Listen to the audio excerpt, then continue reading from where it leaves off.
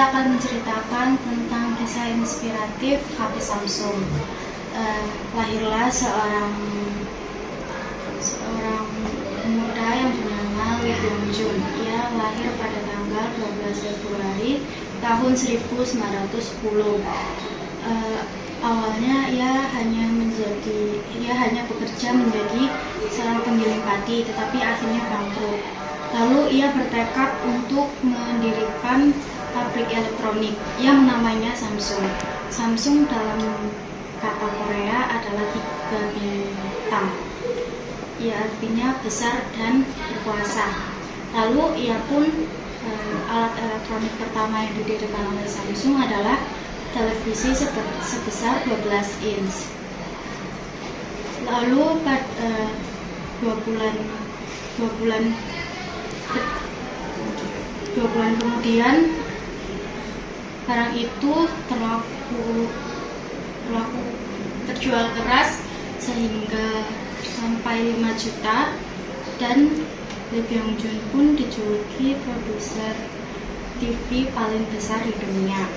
Lalu saat di masa kejayaannya, ia pun bertekad untuk membuat alat baru, yaitu handphone. Tetapi hal itu tidak disarankan oleh rekan kerjanya karena sangat beresiko dengan masa kejayaan yang sekarang. Tetapi sebelum Lee Byung Jun mencoba hal itu, ia dinyatakan meninggal dunia. Para rekan kerjanya pun sangat amat terbuka atas kepergiannya. Lalu dengan warisan dan motivasi dari Lee Byung Jun, para rekan kerjanya pun akhirnya mencoba membuat handphone. Lalu berhasil dan laku keras hingga saat ini kita dapat menemukan HP Samsung di mana-mana. Sekian cerita dari saya. Pelajaran yang bisa saya ambil, tetap berusaha dengan keras dan jangan pernah menyerah. Di sini saya akan menceritakan kisah inspiratif 11 ayat. Pada suatu hari, si dosen bertanya, berapa berat gelas air tersebut? Lalu dia menjawab 200 gram, 20 gram, dan 10 gram. Lalu si dosen menjawab lagi, tidak masalah berapa berat gelas tersebut. Yang jadi masalah yaitu berapa lama ia dapat memegang gelas tersebut. 1 menit tidak terjadi apa-apa, 1 jam tangan terasa sakit, dan 1 hari tangannya mulai merasa sakit dan nyeri. Sama halnya seperti kita memikirkan masalah kita, stres kita, kekhawatiran kita. Jika dipikir lama, tidak akan terjadi apa-apa. Tapi jika dipikir dalam jangka panjang, maka kamu akan bersalah dan pikiran tersebut akan membunuh kamu dari dalam. Maka dari itu, isilah pikiranmu dengan hal-hal yang positif. Ini saya ingin bercerita tentang kisah inspiratif anak miskin pendiri Honda. Soichiro Honda lahir di Jepang. Ia lahir pada tanggal 17 November 1906. Honda anak pertama dari 6 bersaudara. Honda selalu diajarkan untuk selalu semangat dan pantang menyerah oleh ayahnya. Pada umur 16 tahun, Honda memulai pekerjaannya menjadi bengkel di Issho Sakokibara, Tokyo. Sebelum Honda menjadi tukang bengkel, ia memulai pekerjaannya sebagai perawat dan penenun kain. Tak lama kemudian, Honda diangkat oleh bosnya menjadi montir di bengkel itu. Tapi karena adanya Perang Dunia Kedua, Honda sangat terpuruk.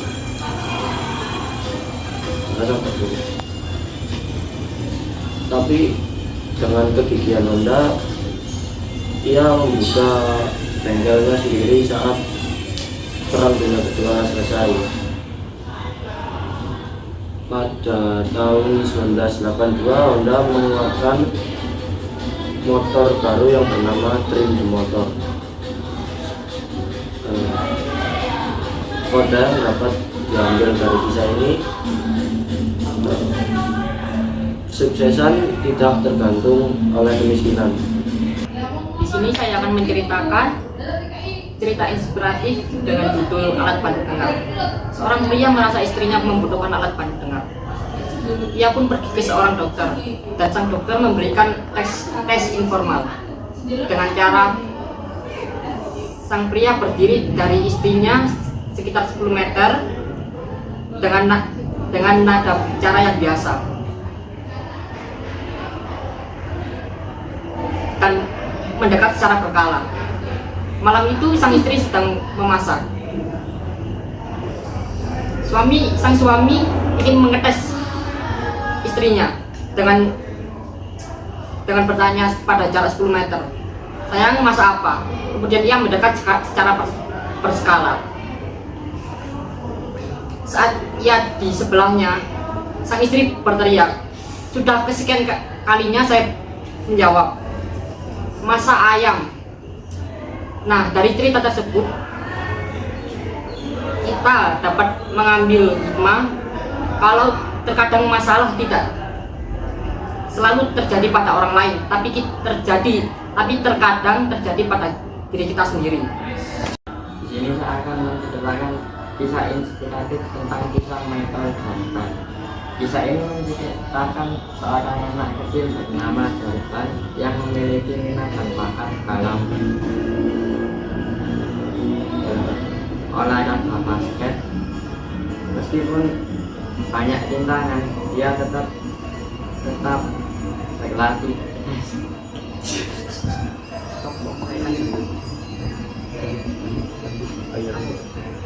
Saat SMA, dia mengikuti tes dalam tim basket dan dia ditolak karena tubuhnya yang kecil.